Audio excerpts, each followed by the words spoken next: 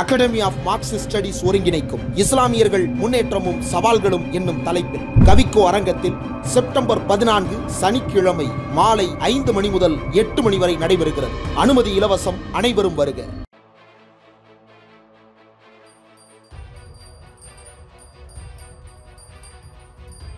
வணக்கம், இது அரண்சை. நான் தேவா பாஸ்கர். சமூகத்தின் மீது அக்கறை கொண்டிருக்கக்கூடிய பத்திரிகையாளர்கள், வழக்கறிஞர்கள், சமூக செயற்பாட்டாளர்கள், அரசியல் தலைவர்கள் பலரும் இந்தியாவினுடைய நீதித்துறையை நோக்கி பல முக்கியமான கேள்விகளை முன்வச்சிட்டு இருக்காங்க. குறிப்பாக இந்திய நீதித்துறை ஒரு பக்க சார்பை எடுக்கிறதா அப்படின்ற அந்த பிரதானமான கேள்வியை முன்வைக்கிறாங்க. என்ன ரீசன்னால இந்த கேள்விகளை இவர்கள் முன்வைக்கிறாங்க, இதனுடைய பின்னணியில் இருக்கக்கூடிய விவகாரங்கள் என்ன, அண்ட் இந்த விஷயத்த நாம எப்படி பார்க்கிறோம் அப்படின்றத அந்த வீடியோல நம்ம பார்க்க போறோம். 2 முக்கியமான நிகழ்வுகள் நடந்திருக்கு. முதல் நிகழ்வு அப்படின்றது இந்தியாவினுடைய உச்சநீதிமன்றத்தினுடைய தலைமை நீதிபதி DY சந்திரசூட் அவர்களுடைய வீட்டுக்கு பிரதமர் நரேந்திர மோடி வருகை புரிந்திருக்காரு. என்ன ஈவெண்ட் அப்படின்னா, விநாயகர் சதுர்த்தி நடந்து முடிஞ்சது. அந்த விநாயகர் சதுர்த்தி விழாவில் சந்திரசூட்டினுடைய வீட்டுக்கு பிரதமர் நரேந்திர மோடி கலந்து கொள்றாரு. இதை பார்க்கும் பொழுது சாதாரணமான மனிதர்களுக்கெல்லாம் நாட்டினுடைய பிரதமர் ஒரு உச்சபட்ச அதிகாரம் கொண்ட நபர், அவர் தலைமை நீதிபதியினுடைய வீட்டுக்கு, அதுவும் சுப்ரீம் கோர்ட்டோட நீதிபதி, அவங்க வீட்டுக்கு போறதுல என்ன பிரச்சனை, அவருடைய விநாயகர் சதுர்த்தி விழாவில் கலந்துக்கிறது என்ன பிரச்சனைன்ற கேள்வி எழலாம். அடிப்படையில ஜுடிஷியரிக்கும் எக்ஸிக்யூட்டிவுக்கும் இருக்கக்கூடிய அந்த தூரத்தை நம்ம புரிஞ்சுக்கணும். இன்னைக்கு நீதிமன்றத்தில் வரக்கூடிய தீர்ப்புகள் தொடர்பான விமர்சனங்களை யாராவது முன்வைக்க முடியுமா? நீதிமன்றம் ஒரு தீர்ப்பை கொடுக்குது. இந்தியாவினுடைய ஒரு முக்கியமான இஷ்யூல நீதிமன்றம் ஒரு கருத்தை தெரிவிக்கிறாங்க, ஒரு ஜட்ஜ்மெண்ட்டை கொடுக்குறாங்க அப்படின்னா அதை பொதுமக்களோ அல்லது இங்க இருக்கக்கூடிய ஊடகங்களோ நேரடியாக எதிர்த்து விமர்சனம் பண்ண முடியுமான்னு கேட்டீங்கன்னா பண்ண முடியாது. ஏன் அப்படின்னா இந்த சமூகத்துல இருந்து தான் நீதிபதிகள் எல்லாம் உருவாகி வராங்க. அவங்க பின்னாடி ஒரு சாதி இருக்கும், ஒரு மதம் இருக்கும், எல்லாமே இருக்கும். இதெல்லாம் அப்பாற்பட்டு இதுல இருந்துலாம் நாங்க தனிச்சிருப்போம், அரசியல் கட்சி இந்த சார்புல இருந்து நாங்க விலகி தனியாக நிக்கிறோம், அப்படிதான் எங்களுடைய ஜட்ஜ்மெண்ட்ஸை நீங்க வியூ பண்ணணும். ஒரு நீதிமன்றம் இந்த கருத்தை தெரிவிச்சிருக்கு, நீதித்துறை இந்த கருத்தை தெரிவிச்சிருக்காங்க அப்படின்னா சட்டத்தின் அடிப்படையில தான் அந்த கருத்தை தெரிவிச்சிருக்காங்களே தவிர்த்து அவர்களுக்கு உள்நோக்கம்லாம் கிடையாது. அந்த உள்நோக்கத்தை நம்ம கற்பிக்க கூடாது. எல்லா தீர்ப்பும் நமக்கு அக்செப்ட் பண்ற மாதிரி இருக்காது. சோ நம்ம ஒரு தீர்ப்பையும் விமர்சிக்க ஆரம்பிக்கிறோம் அப்படின்னா தனியாக அது எல்லாத்தையுமே கேள்விக்குறியாக்கிடும், நீதிமன்றத்தை ரொம்ப கலங்கப்படுத்திடும். அந்த ஜட்ஜஸினுடைய அவங்களுடைய கருத்து அவங்களையும் ரொம்ப அபியூஸ் பண்ணிடும், அசிங்கப்படுத்தணும் அப்படின்ற விவகாரத்தினாலதான் நீதிமன்றத்தினுடைய ஒரு ஜட்ஜ்மெண்ட்டை நம்ம எல்லாம் விமர்சிக்காமல் அல்லது அதை நம்ம புரிந்து கொண்டு நம்ம அப்படியே கடந்து போறோம். ஏன் அப்படின்னா அவங்க எக்ஸிக்யூட்டிவ்ல இருந்து தனியா இருக்காங்க, அரசியல் கட்சிகள் இருந்து விலகி நிக்கிறாங்க. அவங்களுக்கு எல்லா கட்சியும் ஒண்ணுதான், சட்டத்தின்படி எல்லாம் நடந்துட்டு இருக்கா, சட்டம் சரியாக பின்பற்றப்பட்டிருக்கா, விதிமீறல்கள் இருக்கா, இதை பாக்குறது மட்டும்தான் நீதிமன்றத்தினுடைய வேலை. அரசியல் செய்வது, அரசியல் தலைவர்களோட உறவாடுவது அவங்களுடைய வேலை கிடையாது. அதுல இருந்து அவங்க தனியா இருக்கணும். இது ரெண்டும் தனித்தனி பாடி அப்படின்ற அண்டர்ஸ்டாண்டிங் இருக்கிறதுனாலதான் யாரும் அதை விமர்சிக்க மாட்டாங்க, அந்த கேள்விகள் எல்லாம் முன்வைக்க மாட்டாங்க. அப்போ இவர்கள் இருவரும் சேர்றது அப்படின்றது சமூகத்துல ஒரு மிகப்பெரிய கேள்விகளை ஏற்படுத்தும். ஏன் சந்திக்கிறாங்க, என்ன இது பின்னாடியில இருக்கு?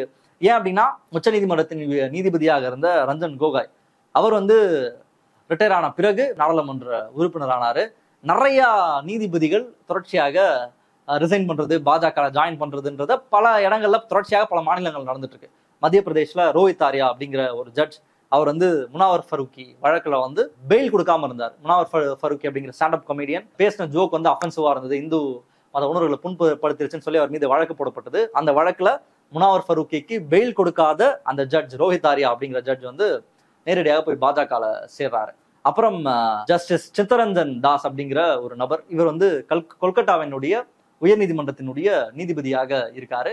இவர் நீதிமன்றத்துல ரிசைன் பண்ணும்பொழுது அவருடைய ஃபேர்வெல் ஸ்பீச்சா ரொம்ப உருக்கமாக சில விஷயங்களை பேசுறார்.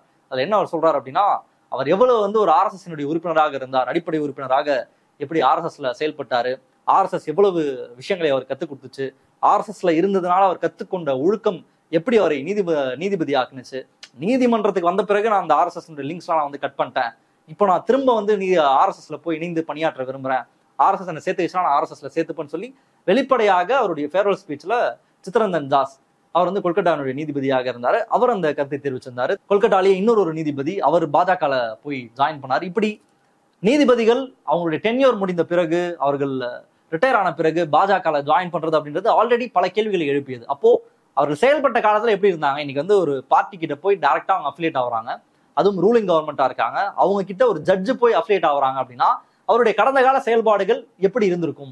ஆப்வியஸா பாஜகவுக்கு எதிராக வழக்குகள் போடப்பட்டிருக்கும், பாஜக தலைவர்களுக்கு எதிராக வழக்குகள் போடப்பட்டிருக்கும். இப்ப இதை அவங்க எப்படி ஹேண்டில் பண்ணாங்கன்ற சந்தேகம் யூசுவலாவே மக்களுக்கு எழும்புவது அப்படின்றது ரொம்ப சாதாரண விஷயம் தான். ஸோ இந்த மாதிரியான பிரச்சனைகள்லாம் ஏற்கனவே நடந்து கொண்டுதான் இருக்கு, எல்லாரும் கேள்வி கேட்டுட்டே தான் இருக்காங்க. இப்படி இருக்கிற சூழல்ல உச்சநீதிமன்றத்தினுடைய தலைமை நீதிபதி கிட்டத்தட்ட இந்தியாவினுடைய முக்கியமான மேட்டர்ஸ், மக்களால கண்டெஸ்ட் பண்ணக்கூடிய மேட்டர்ஸ், எதிர்கட்சிகளால கண்டெஸ்ட் பண்ணக்கூடிய மேட்டர்ஸ் எல்லாம் கேட்கிற இடத்துல இருக்கக்கூடிய ஜஸ்டிஸ் சந்திரசூட் வீட்டுக்கு பிரதமர் நரேந்திர மோடி வரார் அப்படின்னா ஆப்வியஸா இது வந்து ஒரு மிகப்பெரிய குழப்பங்களையும் கேள்விகளையும் எழுப்பியிருக்கு. இது ஒரு ஜஸ்ட் ஒரு நிகழ்வு தான் அப்படின்னு நம்ம எப்படி கடந்து போறது அப்படின்றதான் எல்லாரும் பிரதானமா முன்வைக்கிற கேள்வி. குறிப்பாக பிரசாந்த் பூஷன் அவர் வந்து ஒரு முக்கியமான கேள்வியை முன் வச்சிருந்தார். Shocking that CJI Chandrachud allowed Modi to visit him at his residence for a private meeting sends a very bad signal to the judiciary, which is tasked with the responsibility of protecting fundamental right of citizens from the executive and ensuring that the government acts within bounds of constitution. That is why there has to be an arm's length separation between executive and judiciary. ஜுடிஷியரிக்கும் எக்ஸிக்யூட்டிவ்க்கும் எவ்வளவு தூரம் இருக்க வேண்டும், அந்த தூரத்தை வந்து அவங்க கம்மி பண்றாங்க அப்படின்னா அது எவ்வளவு ஆபத்தானது. ஏன்னா இன்னைக்கு அரசுக்கு எதிராக தான் மக்கள் வந்து நீதிமன்றத்தை நாடுறாங்க. அரசுக்கு எதிராக நடக்கக்கூடிய ஒரு பிரச்சனை, எந்த பிரச்சனையா இருந்தாலும் நீதிமன்றத்தை நாடுறாங்க. அதை கண்டெஸ்ட் பண்ணக்கூடிய இடத்துல வந்து அரசு இருக்காங்க. அப்போ அரசு கூட ஒருத்தர் வந்து இந்தியாவினுடைய தலைமை நீதிபதி ஒட்டி உறவாடுறாரு, ஒரு பிரைவேட் மீட்டிங்கை நடத்துறாரு அப்படின்னா இது எவ்வளவு ஆபத்தானது, இந்த டிஸ்டன்ஸை அவங்க குறைக்கிறது அப்படின்றது எவ்வளவு ஆபத்தானது அப்படின்றதை பிரசாந்த் பூஷனே சுட்டி காட்டியிருக்காரு. இது ஒரு பக்கம் நடந்து கொண்டு எல்லாரும் கேள்வி எழுப்பிட்டு இருக்காங்க. சந்திரசூட் தொடர்பான கேள்விகளை முன் வச்சுட்டு இருக்காங்க. அவருடைய பழைய வழக்குகள், அவர் ஹேண்டில் பண்ண வழக்குகள், அவருடைய தீர்ப்புகள் தொடர்பான டிஸ்கஷன் எல்லாம் சமூகத்துல ஒரு பக்கம் நடந்துட்டு இருக்கு.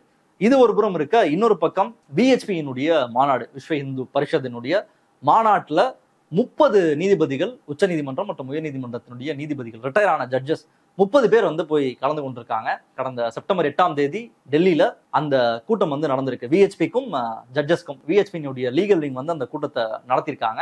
அதுல பல்வேறு தலைப்புகள்ல உரையாடப்பட்டிருக்கு. மத்திய இணையமைச்சர் அர்ஜுன் ராம் மேக்வால் அவர் அந்த கூட்டத்துல கலந்து கொண்டு அந்த புகைப்படத்தை எல்லாம் அவருடைய ட்விட்டர் பக்கத்திலேயே போட்டிருக்காரு.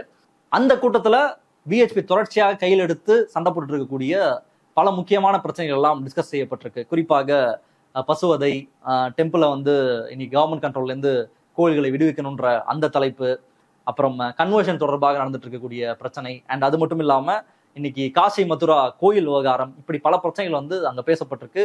மத்திய இணையமைச்சர் கலந்து கொண்டிருக்காரு. 30 உச்சநீதிமன்ற, உயர்நீதிமன்ற ரிட்டையர்ட் ஜட்ஜஸ் வந்து அதுல கலந்து கொண்டு இருக்காங்க. ஒரு ஜட்ஜு பேர் வந்து ஹேமந்த் குப்தா. இவர் வந்து அந்த கூட்டத்துல கலந்துட்டு இருக்காரு. அவர் மட்டும் தான் பேசியிருக்காரு, குவிண்டி கிட்ட பேசியிருக்காரு. குவிண்டி கிட்ட வந்து பேசும்போது நீங்க எப்படி கலந்துக்கிறீங்க இந்த கூட்டத்துல, ஒரு நீதிபதி ரிட்டையர்ட் ஜட்ஜ் வந்து இதுல கலந்துக்கிறாருன்னா என்ன சமிக்கைகளை வந்து இது காட்டுது அப்படின்னு கேட்கும்பொழுது அவர் வந்து, நான் வந்து ஒரு இந்தியாவினுடைய ஒரு பிரஜையாக, ஒரு சிட்டிசனா வந்து நான் ஜாயின் பண்ணியிருக்கேன், நான் வந்து கலந்துட்டு இருக்கேன், அந்த இந்தியாவினுடைய ஒரு குடிமகனுக்கு எல்லா உரிமையும் இருக்கு, எந்த கூட்டத்துக்கு வேணா போறதுக்கு அப்படின்னு RSS கூட்டத்துக்கு வந்திருக்கேன் அப்படின்றதை பதிலா சொல்லியிருக்காரு. அந்த ஜட்ஜ் தான் ஒரு சுப்ரீம் கோர்ட் ஜட்ஜாக இருக்கும் பொழுதுதான் ஹிஜாப் பேனை வந்து அப்போல் பண்ணாரு. ஹிஜாப் பேன் சரிதான் அப்போல் பண்ண ஜட்ஜ் தான் ஹேமந்த் குப்தா அவர்கள்.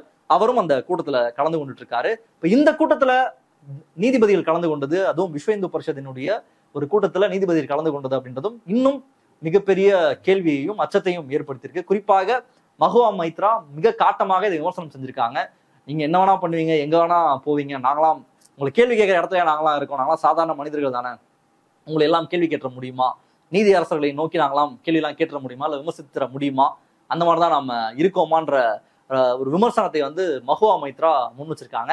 இப்போ இங்க நீதிபதிகள் போய், அதுவும் BHP-னுடைய ஒரு ஈவெண்ட்டை அட்டன் பண்ணுவதற்கான தேவை என்ன வந்திருக்கு, எங்கேருந்து வந்திருக்கு, அந்த 30 ஜட்ஜஸ் யாரு, யார் யாரெல்லாம் போயிருக்காங்க, ஹேமந்த் குப்தா மட்டும்தான் இன்னைக்கு பேசியிருக்காரு, மற்ற நபர்கள் யாரு, அதுல கலந்து கொண்ட மற்றவர்கள் யார் என்ற கேள்வி அப்படின்றதும் ஒரு பக்கம் தொடர்ச்சியாக எழுப்பப்பட்டுட்டே வருது. இதுவும் ஒரு பக்கம் ட்ரெண்ட் ஆயிட்டு இருக்கு. ஸோ இதுதான் இன்னைக்கு வந்து இந்திய நீதித்துறை தொடர்பான கேள்வியை பொது இடத்துல கிளப்பி இருக்கு. பலரும் தங்களுடைய கருத்துக்களை வந்து பதிவு செஞ்சுட்டே வராங்க. VHP அப்படின்ற அமைப்பு, அந்த அமைப்பு எவ்வளவு பிரச்சனைகளை வந்து சமூகத்துக்கு ஏற்படுத்தியிருக்காங்கன்றதை நான் சொல்லி தெரிய தேவையில்லை.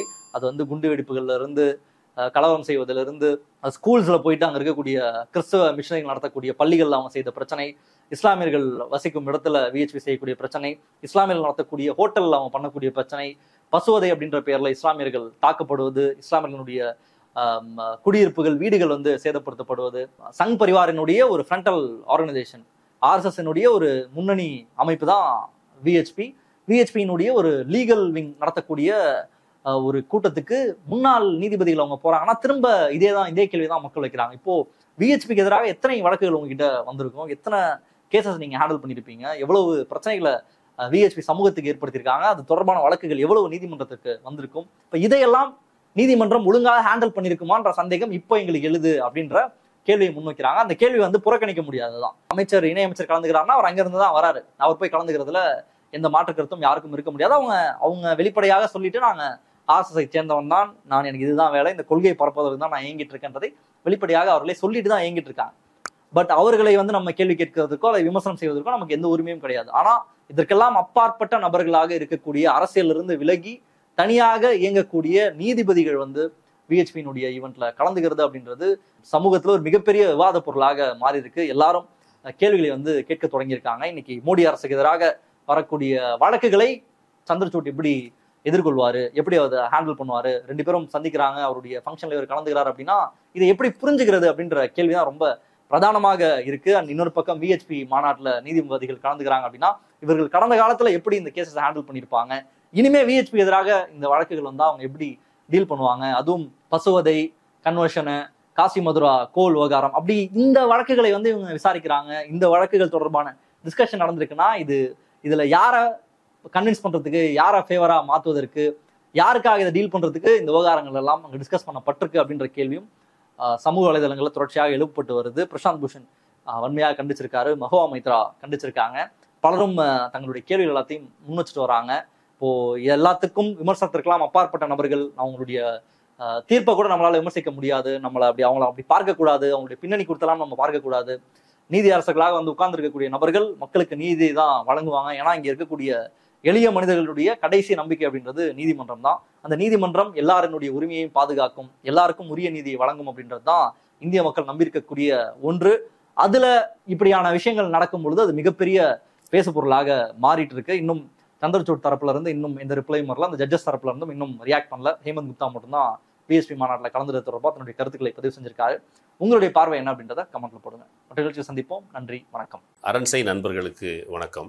அரண்சை ஊடகம் சுயேட்சையாக இயங்குவதற்காகவே உருவாக்கப்பட்டது. நாம் செய்கிற வேலை உண்மையிலேயே மக்களுக்காக செய்கிறோம் என்பதை நீங்கள் நம்பினால், வாய்ப்பு இருந்தால் இந்த ரேசர் பே கியூஆர் கோடுக்குள்ளே நீங்கள் வந்து அதை ஸ்கேன் பண்ணி எங்களுக்கு உங்களால் இயன்றதை விருப்பம் இருந்தால் ஆதரவு தெரிவிக்கலாம்.